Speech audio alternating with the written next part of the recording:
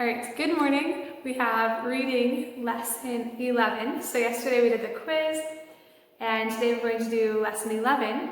And today is part one, or not part one, the first part of the story, The Elm Avenue Mystery. Sounds pretty fun. But first of all, we're going to learn some more study words for this story. And so you can go to part A and follow along.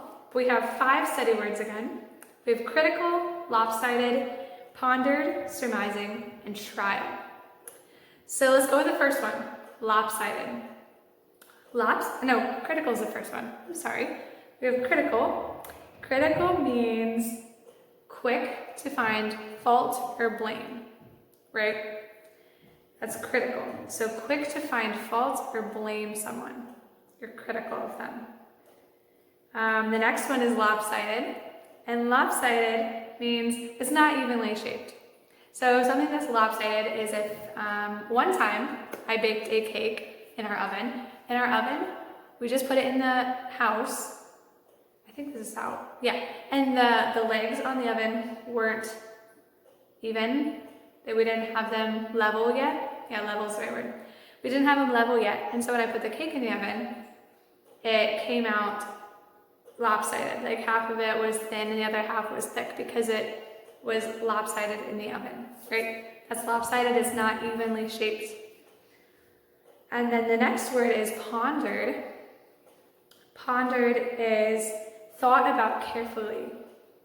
So remember in the Bible where Jesus was 12 years old and he was his parents were in Jerusalem with him and they left and with like a whole group of people, and it was 2 days until they found out Jesus wasn't with them anymore, so they went back to the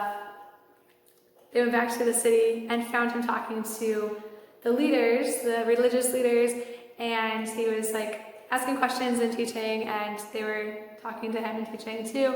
And Jesus, they asked him like why. What did they ask him exactly? They asked him like why he was not with them, what he was doing, and he said something about how he was about his father's business. And the next part says that Mary kept all these things and pondered them in her heart.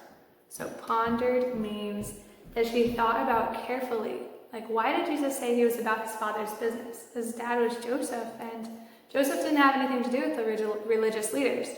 But Jesus was talking about God, right?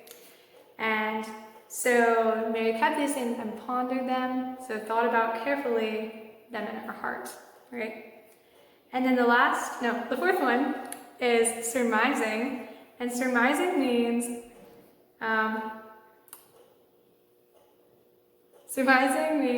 forming an opinion when you don't know all the facts. So surmising is forming an opinion without knowing all the facts. So it'd be like, you are walking in the hallway at school and you see a shoe lying in the hallway. So you surmise that somebody stole somebody's shoe and just put it in the hallway, right? Somebody's doing a joke. You don't actually know the facts, so you don't know if that's true, but that's what you surmise in your head. It's not a very good idea to do it very much. I don't recommend it. But surmising is forming an opinion without knowing the facts, right? And then the last one is trial. Trial is like a test. That's what a trial is. Test something. So sometimes like if you're making like a really nice cake or dress or something, you're going to do a trial cake or dress to make sure it turns out okay. Or like sometimes for art class, I'll make a trial one at home to make sure it works and it turns out okay. So that's a test. It's a trial test. So I will go ahead and introduce the story. So we finished those. Oh, we need to go to say them right. So that's the next part. Say them right is Mr. Tullen. Mr. Tullen. Mr. Tullen is one of the characters in the story. And now we're ready for part B, where we're going to introduce the story. So you guys can go ahead and listen. All right. One morning, the people who lived on Elm Avenue woke up to find the letters B, P, P, and S written in chalk on the sidewalk in front of many of their houses.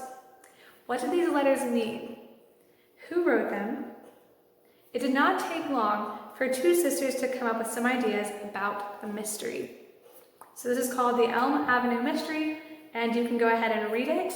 And make sure you do part B though before you read this story. And yeah, I think you should have fun. Enjoy your lesson. We have a new Bible verse that you can start working on, and it is Proverbs 24:28. Be not a witness against thy neighbor without cause.